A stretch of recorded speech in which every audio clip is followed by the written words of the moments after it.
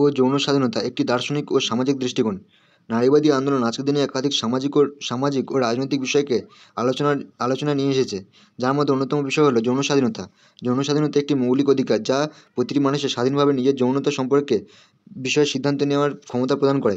নারীদের ক্ষেত্রে যৌন স্বাধীনতা বিশেষভাবে গুরুত্বপূর্ণ, কারণ দীর্ঘকাল ধরে নারী পুরুষ সম্পর্কের সামাজিক কাঠামো এবং বৈষম্য নারীর যৌন স্বাধীনতাকে দমিয়ে রেখেছে। নারীবাদী আন্দোলন যৌন স্বাধীনতার পক্ষে শক্তিশালী আওয়াজ তুলেছে এবং নারীর স্বকীয়তা ও আত্মনির্ভরশীলতার জন্য এই অধিকারকে অপরিহার্য হিসেবে প্রতিষ্ঠিত করেছে।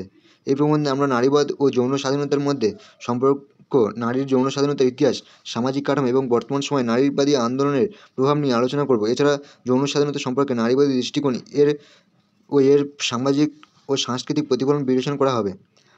নারীবাদ ও যৌন স্বাধীনতা একটি মৌলিক ধারণা। নারীবাদ ও যৌন স্বাধীনতা একে অপরের সাথে নিবিড়ভাবে সম্পর্কিত। নারীবাদ মূলত নারীর সমান অধিকার, সুযোগ, মর্যাদা এবং স্বাধীনতার দাবিতে প্রতিষ্ঠিত একটি আন্দোলন, যেখানে নারীর যৌন স্বাধীনতা বিশেষভাবে গুরুত্বপূর্ণ। নারীর যৌন স্বাধীনতা মানে কেবলমাত্র যৌন সম্পর্কের বিষয়ে স্বাধীনতা নয়, এটি আরও ব্যাপক এবং সামাজিক প্রেক্ষাপটে নারীর শরীরের অধিকার, নিজেদের যৌনতার বিষয়ে সিদ্ধান্ত নেওয়ার ক্ষমতা এবং প্রজনন, স্বাস্থ্য অধিকার সহ একাধিক দিককে অন্তর্ভুক্ত করে। নারীবাদী আন্দোলন যৌন স্বাধীনতার অধিকারকে শুধুমাত্র ব্যক্তিগত পরিসরে সীমাবদ্ধ না রেখে একটি বৃহত্তর সামাজিক দৃষ্টিকোণ থেকে মোকাবিলা করে। নারীদের স্বাধীনভাবে তাদের শরীরের সাথে সম্পর্ক তৈরি করার অধিকার দেওয়ায় সমাজে যৌনতা ও প্রজনন স্বাস্থ্য সম্পর্কিত সামাজিক মিথের বিরুদ্ধে লড়াই করা এবং যৌন সহিংসতা, নির্যাতন ও নিপীড়ন থেকে নারীদের রক্ষা করা, এগুলো নারীবাদী আন্দোলনের অন্যতম লক্ষ্য। 2. নারীর যৌন স্বাধীনতা, ইতিহাস ও সমাজগত দৃষ্টিকোণ। নারীর যৌন স্বাধীনতার ইতিহাস একটি দীর্ঘ সংগ্রামের প্রতিফলন। পুরুষতান্ত্রিক সমাজে নারীদের যৌন স্বাধীনতা প্রায় সংকুচিত ছিল। বাচ্চা ধারণ, বিবাহিত জীবন এবং যৌনতা শুধুমাত্র একটি নারীর সামাজিক কর্তব্য হিসেবে দেখা হতো, যা তার ব্যক্তিগত ইচ্ছা বা স্বাধীনতা থেকে আলাদা ছিল। পাশ্চাত্য সমাজে, বিশেষত ঊনবিংশ শতাব্দী পর্যন্ত, নারীদের যৌনতা ছিল এক ধরনের মালিকানা, যেখানে তাদের যৌন স্বাধীনতা প্রায় অনুপস্থিত ছিল। যৌনতার ক্ষেত্রে নারীরা যে অধিকারের দাবি জানাতে শুরু করেছিলেন তা ছিল সামাজিক অবস্থান ও শ্রেণীভেদ থেকে সম্পূর্ণ আলাদা। একাধিক সামাজিক কাঠামো পরিবর্তনের জন্য আন্দোলন শুরু হয়েছিল।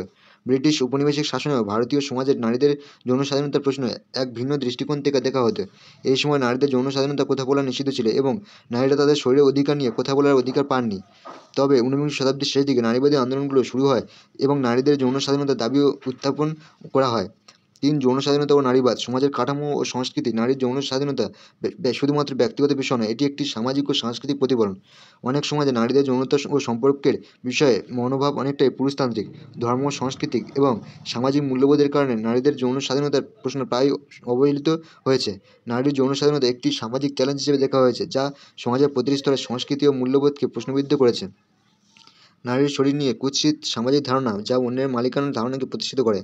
সেই ধরনের সমাজে যৌন স্বাধীনতা প্রায় মারাত্মকভাবে দমন করা হয়েছে।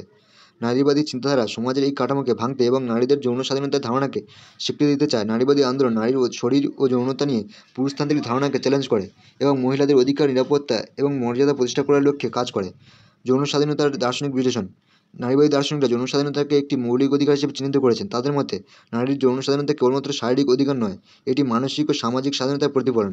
Simon de Beauvoir, Mary Wollstonecraft, Judith Butler এবং অন্যান্য নারীবাদী দার্শনিকরা যৌন স্বাধীনতাকে শুধুমাত্র ব্যক্তিগত নয়, সামাজিক ন্যায় ও সমতার জন্য একটি অপরিহার্য অংশ হিসেবে তুলে ধরেছেন।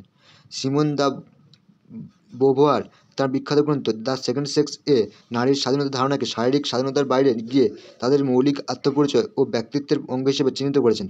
বোভোয়ারের মতে, একজন নারী যদি তার যৌনতা বা সম্পর্কের বিষয়ে স্বাধীনভাবে সিদ্ধান্ত নিতে না পারে, তবে তাকে একজন পূর্ণাঙ্গ ব্যক্তি হিসেবে গণ্য করা যায় না। তিনি নারীর স্বাধীনতার দাবিতে যৌন স্বাধীনতাকে কেন্দ্রীয় ভূমিকা হিসেবে দেখেন। 5. নারীর যৌন স্বাধীনতা এবং অধিকার রক্ষা। নারীর যৌন স্বাধীনতা এবং অধিকার আধুনিক চ্যালেঞ্জ। বর্তমান সময়ে যৌন স্বাধীনতা বিষয়টি এখনও অনেক সমাজে প্রতিনিয়ত চ্যালেঞ্জের সম্মুখীন হচ্ছে। যৌন স্বাধীনতা, সহিংসতা, ধর্ষণ, যৌন হেনস্থা এবং অন্যান্য ধরনের শারীরিক ও মানসিক সহিংসতার ঘটনাগুলি নারীর যৌন স্বাধীনতার অন্যতম বাধা। নারীবাদী আন্দোলন যৌন স্বাধীনতার পক্ষে বিশ্বব্যাপী আওয়াজ তুলছে এবং নারীদের যৌন অধিকার সংরক্ষণে অনেক দেশে নতুন আইনও প্রণয়ন করা হয়েছে।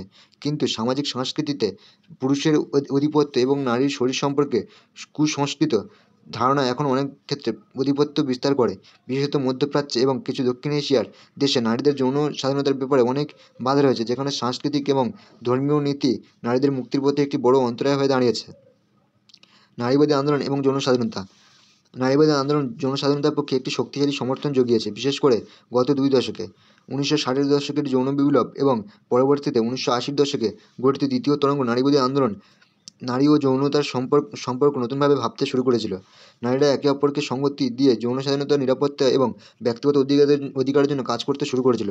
আধুনিক নারী আন্দোলন যৌন স্বাধীনতার জন্য কাজ করার পাশাপাশি মায়ের অধিকারের কথা এবং যৌন স্বাধীনতা প্রতিরোধের সামাজিক দৃষ্টিকোণ তৈরির জন্য কাজ করে চলেছে। উপসংহার: নারীবাদ ও যৌন স্বাধীনতা একটি অবিচ্ছেদ্য সম্পর্ক। নারীর যৌন স্বাধীনতা তার ব্যক্তিগত অধিকার, মর্যাদা এবং সমতার সঙ্গে গভীরভাবে সম্পর্কিত। নারীবাদী আন্দোলন নারীদের যৌন স্বাধীনতার দিককে লক্ষ্য রেখে সমাজের প্রতিটি স্তরে পরিবর্তনের জন্য কাজ করছে। তবে এই সংগ্রাম শেষ হয়নি এবং আরও অনেক বাধা রয়েছে, যা সমাজের কাঠামো, সংস্কৃতি এবং বৈষম্য দ্বারা তৈরি হয়েছে। নারীর যৌন স্বাধীনতা ও অধিকার নিশ্চিত করার জন্য সমাজের প্রতিটি স্তরকে একযোগভাবে কাজ করতে হবে।